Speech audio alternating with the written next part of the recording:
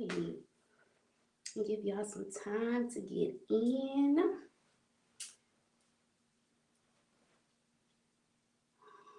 Right.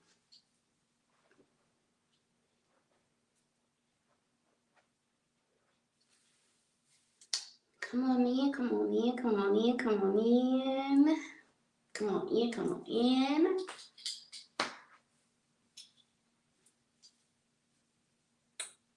It is the last day of the month. Come on in, come on in, come on in. Hey, hey, hey, how you doing? Say. Hello, hello to my wonderful people out there in YouTube, Instagram, Facebook. Thank you so much for joining in. I know it is Hollow Scream Day. So for those of you that are out there taking your kids out, that's okay. That's okay. It's gonna be available for you later. So happy, it's Monday, and welcome to my R2C, my Real Resilient Conversation crew. It is Monday, and it is time for your end of month fill up. So, hey y'all, hey. Hello, Miss Gina, hello. I just want to say thank you all so much for taking the time out of your Monday. I know you're out there passing out candy, all dressed up, looking wonderful. I hope to see some of those pictures in the comments down below. I just want to say, guess what? You in for a treat today because whether you alone, you snuggled up, you watching it live, watching it on rebroadcast, it's still gonna be good to you, baby. Still gonna be good. So I want to thank you so much for joining me. If you have not met me, I am your host, Quita Quee. It is my sincere pleasure to welcome you to Rivers in Your Conversations, where every other Monday, on the second and fourth Monday of each month, I come and give you a subject that got a little quirky spin to it, a little uniqueness to it, and we take that and we find ways to make you more resilient in your everyday life. Y'all be patient with me. Let me tell you something. This is also the first show in the new house. So can I get a whoop whoop? Y'all know I'm old, so I still say whoop whoop. Give me some hands in the comment section. Let me know y'all support me in this whole new adventure that I'm in. This is the first show in the new house. So, which is why we had to cancel last week, y'all. We had to cancel last week because I had to move everything in, and that was a whole situation because I still don't have my household good. So y'all pray my strength in the Lord. So if it is your very first time, those of you in the that are in my regular crew, my Real Resilient Conversation crew, make sure you give them a warm welcome. Let them know how amazing this topic is, this teaching is. So if you like it, please like, share, and subscribe. If it's not for you, make sure that it is available for someone else that you may know who may be in need of being more resilient in their everyday life. Whew, out of breath already. We just started. Just started. So, those of you who are my returnees, you came back for your bi-weekly fill-up. Our topic today is fear factor. Ooh, that sounded so juicy, didn't it? Fear factor. So, in the comment section below, tell me what you think fear factor has to do with resiliency. Hey, what does fear factor have to do with resiliency? You hear the term, you usually associate it in your mind, you kind of have an idea. What do you think fear factor has to do with tonight's topic? And the reason I ask that is because those of you that come back, you already know how we do. We get on that good. So while you all are typing in the comment section, I want to say thank you so much for my compliments. Thank you so much for the congratulations and the whoop whoop for the first show in the new house. So while you're putting that down there in the chat, I also want you to put down what are some symptoms of fear. So whenever you're thinking about fear factor, how many people in the chat or that's online remember fear factor? Remember the show Fear Factor? Give me some hands in the chat. Y'all remember the show Fear Factor? All the crazy things that they was doing and eating and underwater and had to get out of locks and all that crazy stuff, right? And when we're thinking about fear and the factors that are associated with fear, what do you think those symptoms are? So everyone has been on on the other side of fear. So you had the chance and the opportunity to explore and to know what fear feels like, right? So when you're talking about fear, put down there in the chat, let me know, what does fear feel like to you? Give me some emojis. Let me know, what do you think, or how do you feel when you are fearful, or when those factors of fear start to creep in. And while y'all are doing that, I'm gonna help you out just a little bit, okay? So some people, of course, you have the racing of the heart, you got sweaty palms, sweaty armpits, sweaty everything. Difficulty breathing, that tightness in your chest, that feeling pressure to do it, that anxiety that comes along with it, feeling overwhelmed, feeling that anxiety, once again, that panic. And usually when that happens, you're like, on my performers, you always get that look. It's not really, you're like, oh, I'm not afraid. It's just the anxiety behind it. You want to make sure you're fearful. You want to make sure that you're doing the best job, right? And so when it comes to that, you can feel detached because nothing else matters but that moment, right? And so when we're thinking about that moment and we're thinking about the things that make us feel powerless, like this fear has taken over, right? Then you start to feel faint. Your head you're like, where am I? What is going on, right? So when we're talking about the symptoms of fear, right? They seem like something that we should be able to conquer, right? Because we know what they are. We know how it feels. We know what to expect with it. However, we're like, I don't know, right? And so when you're thinking about the things that people are afraid of, put in the chat some of the things that you are afraid of. And this is helpful, I promise you. I know you're like, why you going to expose me like that, Queen? Why you exposing me like that, girl? However, put it down in the chat, the things that you are afraid of. And it is healing. It is healing when you can express what you are afraid of. For example, even though fear is not of God, I get it. Y'all don't come for me. But the fear of being alone, which is a real thing, right? Dying alone, not having children, not having a spouse, that fear creeps up sometimes. And I have to be like, you're good. Girl, you somebody bad. You somebody's everything. Somebody wants you, right? But that fear still finds a way to creep in there, that abandonment, that separation, right? Those type of emotions and thoughts and fears creep in. And whenever you are thinking about the things that scare you, death, losing a loved one, losing your freedom to speak and make decisions on your own, think about the people that find out that they're going to prison. What kind of things go through their mind? What type of fears go through their mind? Someone that's taking advantage of them, that has the say so of when they can do, what they can do, where they can go, when they can go. Those type of controlling thoughts that take over. What about the humiliation? Being played for a sucker. Y'all already know you've been in relationships. You like, ain't nobody gonna play me for a sucker. Right? That is definitely a fear. Nobody wants to feel like they are being played like a sucker. I promise you. I promise you. Because you like, I put all my heart, my soul, my time, my energy into you just for you to play me.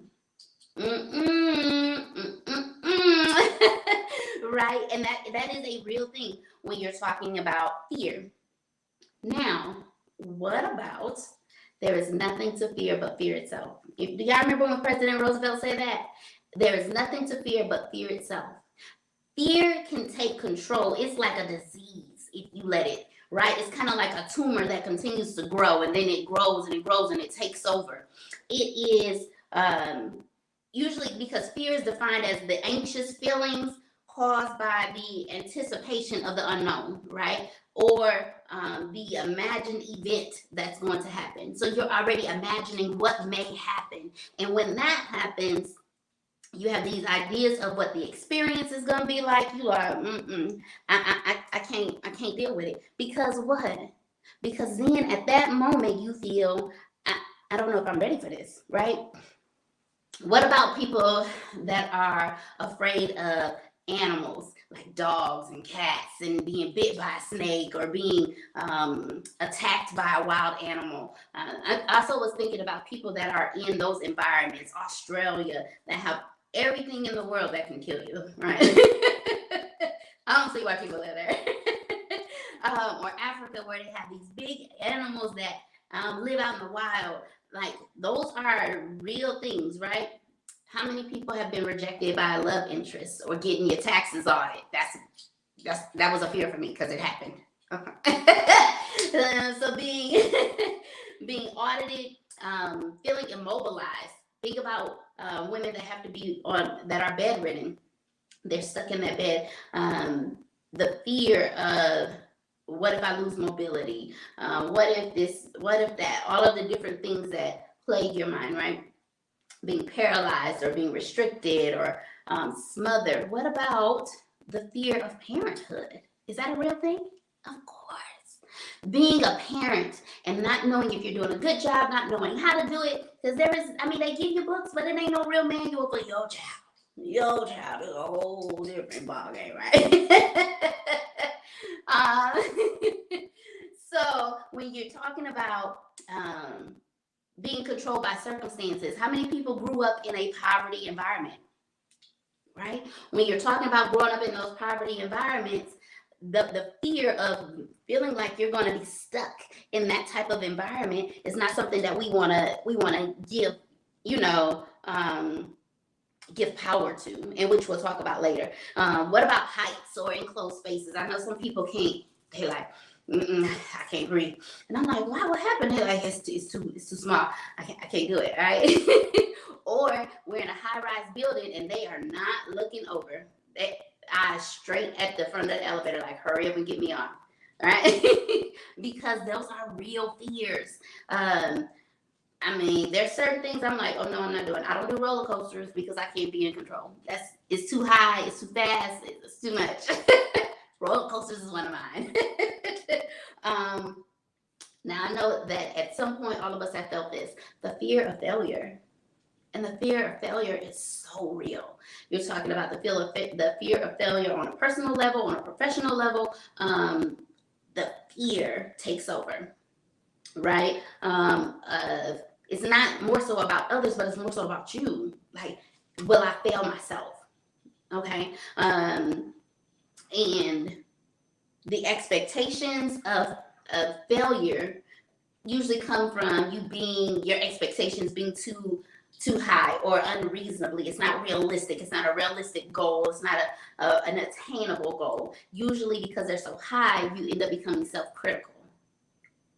I ain't telling you nothing that I don't know about Quita. Yeah, Quita knows because Quita has experienced it. Now, some of my homegirls that I grew up with, we just talked about this, flying or being on a plane. My sister is going to school to be a pilot, and I'm like, girl, you're so bold. But I can ride on a plane. I don't know if I can fly a plane, but there's a lot of people who have a fear of flying on a plane or public speaking or the uncertainty of life. Like, you never know what's coming next.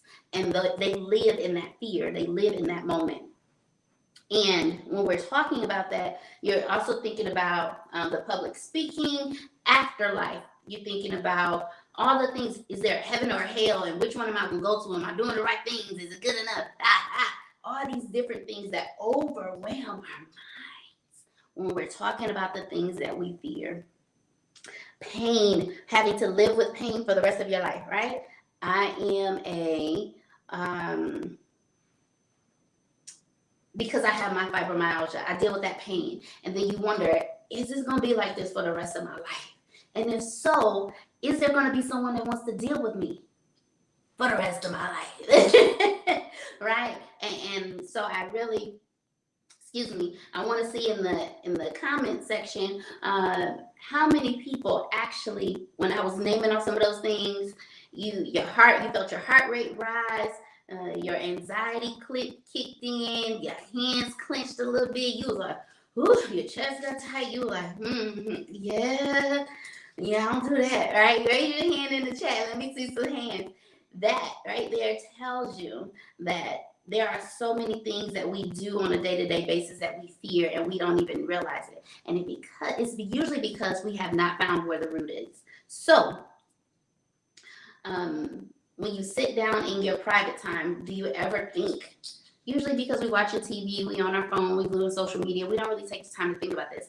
How many of us think about, why does this cause me so much anguish or pain or frustration or fear, and really reflect on our day and reflect on what's going on? We usually don't. We don't. And because of that, then I want to look at some ways that at least one of my favorite speakers, Tony Robbins, says that we should consider. So what about if we say, we identify what those fears are?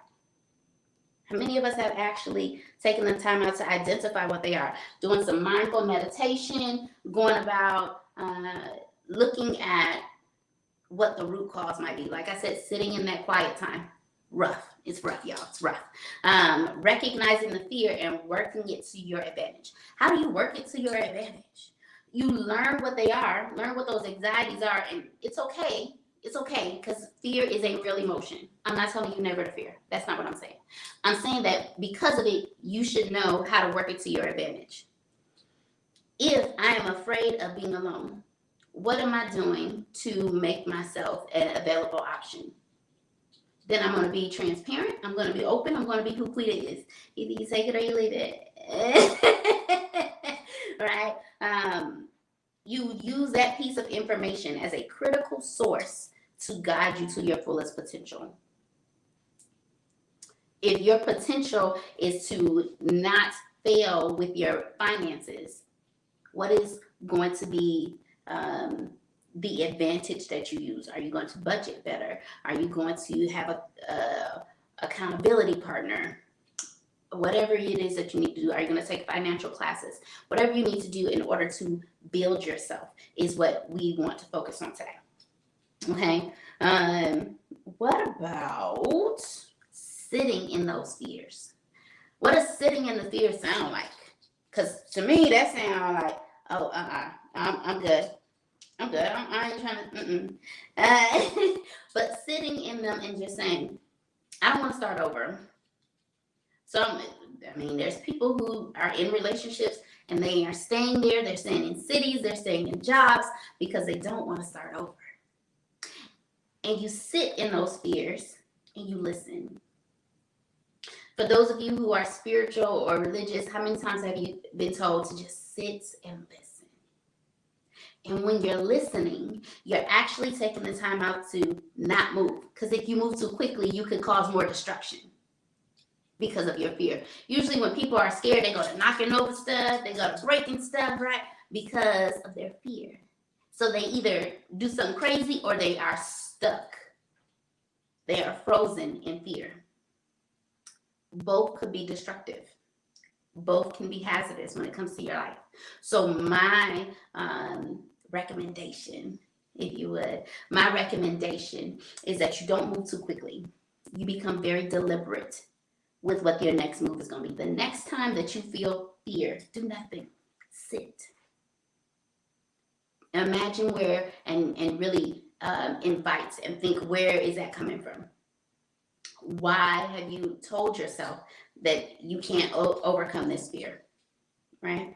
And it's a way of creating your goals so that your shoulds become your must. So instead of saying, I should really do better at budgeting, instead of your should, change your verbiage to say, I must be better at budgeting. I must be better at saving my money. I must do better at not going on Kills Deals on on Facebook and shopping. So, whenever you're changing your shoulds to a must, what does that look like when you're thinking about your life and where you want to be and who you want to be? When that changes, what does that look like for you? Does that mean that you're financially secure? Does that mean that you're able to travel? Does that mean that you don't have to live paycheck to paycheck? Whatever that might be. Dig deeper into your goals. I challenge you to dig deeper into your goals so that the fear of not making it, the fear of not doing it becomes so great. Um, you have to do it. So then your fear is not that you're going to fail. Your fear is that you're not going to succeed because you don't even try. So your fear should be so great of not trying that it pushes you to succeed. Those that never try don't get anywhere, right? So surround yourself with people who are successful. That's easy. Yeah, right. What if you're somewhere where you don't have friends or family that are trying to be successful? What do? Who do you reach out to? We have the blessing of social media that you can find mentors everywhere. And so utilizing those resources that you have available will make it more advantageous, if you would, with your growth, with surrounding yourself with people that are successful, people that are going the places that you want to be, and the people, because there's some people that you can't take with you, because you can't take everybody with you, because everybody's not ready to go where you about to go. They are not mentally prepared to be where you need to be or where you're heading. So once you turn your shoulds into musts, you re-examine your standards. And when you re-examine your standards, you recognize the excuses of I'm too busy, I'm too tired, I got kids, my nerves is bad, my feet hurt, my body aching, whatever those excuses are. It's easier to make the excuses and less painful to make the excuses than to put in the long hours and all of the energy into doing what? Getting to your goal. Becoming who it is that you want to be. Being out of that fearful you and becoming the strong, proud, beautiful, amazing, handsome, strong you. There is something trying to get in my house. It's a bug. I'm like, what is that? You want to adapt a growth mindset. Adapting a growth mindset just means, how can I become better? And when you're doing that, no one is perfect all the time. So stop stressing yourself about being perfect. Guess what? The person that you admire, that you put up on that pedestal, they are not perfect either. They have failed more than they have succeeded. So guess what? I stop beating myself up when I say I don't have enough followers, I don't have enough people watching. The people that are meant to be here, the people that are meant to listen, are the people that's getting it. The people that are being shared to are the people that got it. The people that are being blessed with it are the people that need it. And even if not, when I put it on rebroadcast, it is still available for those that are here now and those that are yet to come and watch later. Okay? So, stop stressing about it. Stop telling yourself, oh, I'm not this. Oh, I'm not perfect. Don't stress about it, okay? Remember, because you've already started, you're already ahead of those that never even try. I wish I knew what was trying to get in this window. All right, so this one I really felt in my soul. You have to find value in your pain. So whether you've been taken advantage of, I'll put it that way. Whether you've been taken advantage of, whether you've been disappointed in relationships, it is often the best and the fastest teacher. We don't like it, but it is the best and the fastest, because guess what? You're going to learn from it easier than if I just told you. How many of y'all have family members told you, don't do this, don't do that, don't go here, don't talk to that person, and what happened? But I think I'm going to try it myself. There's a comedian on social media, a Christian comedian, and at the end, she always say, I'm going to find out for myself. That's exactly what we do. We say, I'm going to find out for myself. And then when you do it, then you're like, oh. Because the pain has to happen, because pain usually equals opportunity for growth. What did you do then that you want to do different? Opportunity for growth. Let the pain be as a threat. Let it lose its power. It no longer holds power and energy if you don't feed it.